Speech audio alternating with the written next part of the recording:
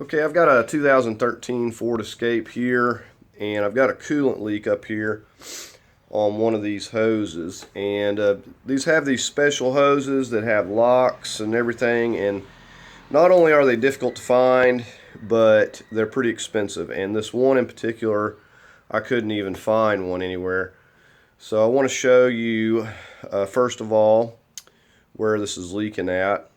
And then I want to show you the part that I got. Now I know I've got a lot of stuff took off here because I was doing other work on it. So you're going to have to, at the very least, remove your air box, possibly the battery and everything, to be able to get in here to even see this.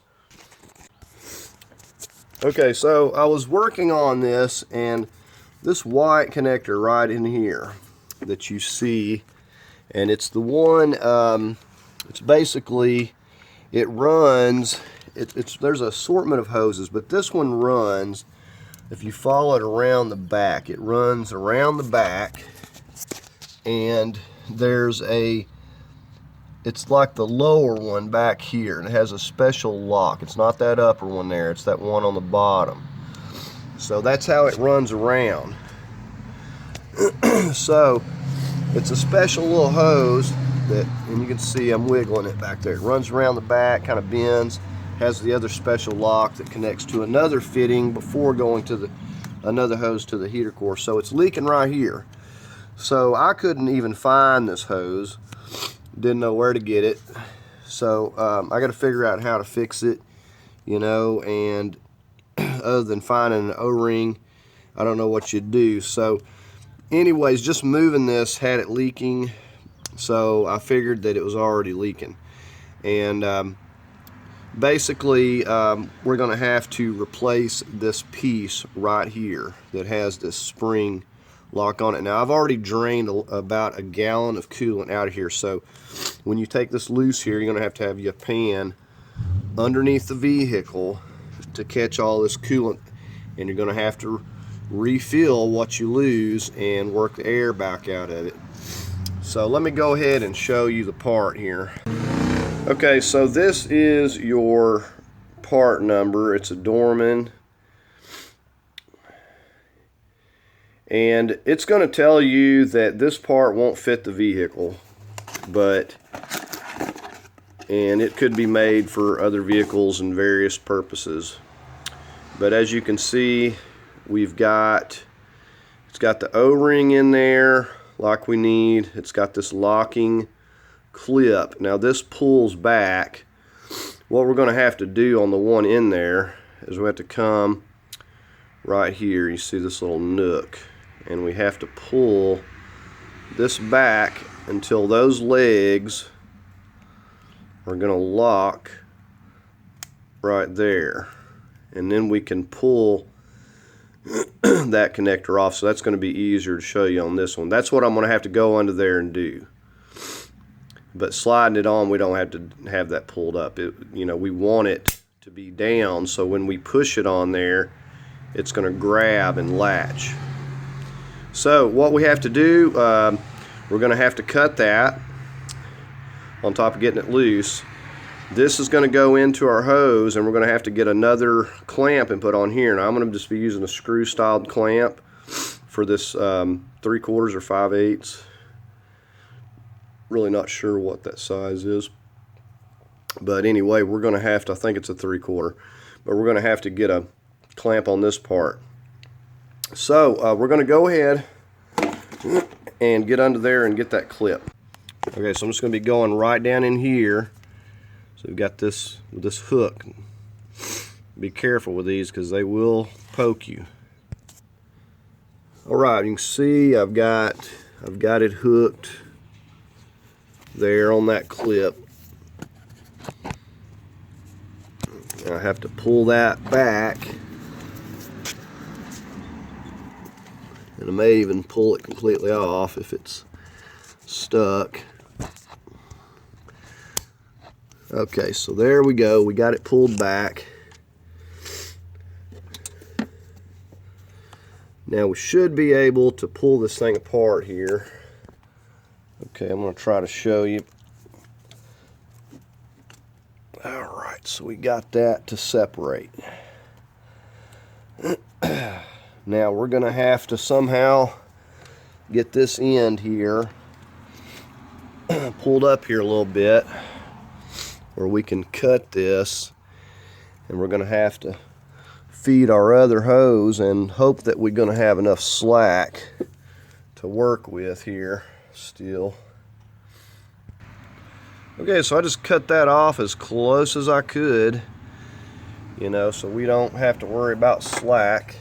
And now we're going to go ahead and fit that other piece in with our little screw clamp. And see, to make things easier, you might put a little light dab of grease on this because it's going to be a tight fit. This is really, you know, what seals that barb goes in there, and then once you tighten this clamp, it's not going anywhere.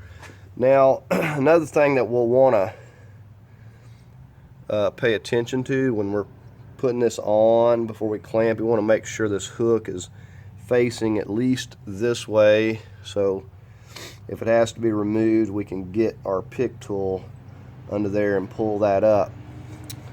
So we're going to go ahead and work on that. Alright, so put the clamp on our hose first, and then we're going to push this on and get it in place.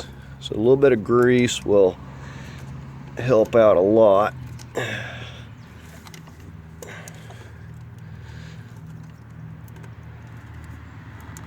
Just push it as far as it'll go. Okay, now we will twist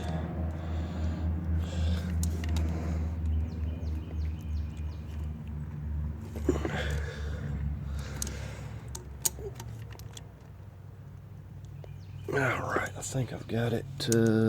Needs to go a little more. Okay, so importantly, I've got that part right there angled this way where it'll be easier to get my pick tool if I have to mess with this. Now, by the same token, we want this screw clamp where it's going to be the easiest place to get to it as well. So I'm going to go ahead and get my little 8mm, and we'll get on here and tighten this screw clamp up, and then we'll be ready to snap this back together.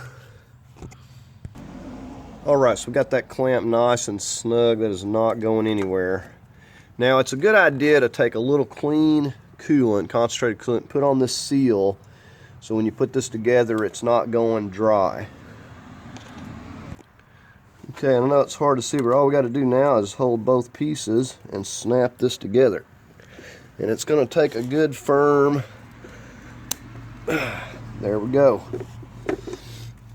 So that's all there is to it. Like I said, there's a lot of parts that you'll run into like this that, you know, may not be for that particular vehicle, but you know, they have the same size fittings and stuff, so you're able to make do and save yourself a lot of headache, because I didn't even know where to find this hose, and it wasn't a very common one.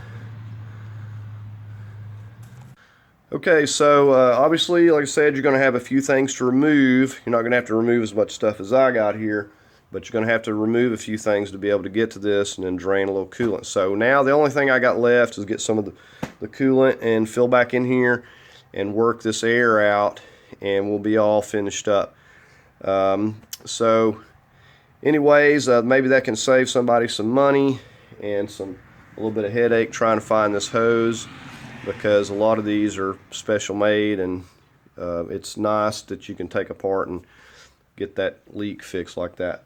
So anyways, the part was like a little over $10 on Amazon is where I ordered that one. I wasn't 100% sure if it was going to be the exact size, so I didn't want to spend a lot on it. But you can get these anywhere. It's a Dorman part. You can go to any part store and they can probably order. I don't think they keep these in stock, but they can probably get it for you. But things are changing. They may have them in stock soon, but I don't know on that. But anyways, that's going to do it for this video. I just wanted to make a quick video on this because maybe somebody's run into that same problem. It's kind of a shame to get rid of the whole hose just because of one little seal leak in there. So anyways, so that's going to do it. If you found it helpful, please give it a thumbs up. If you have any comments, please leave a comment below. And as always, I invite you to subscribe. Thanks for watching.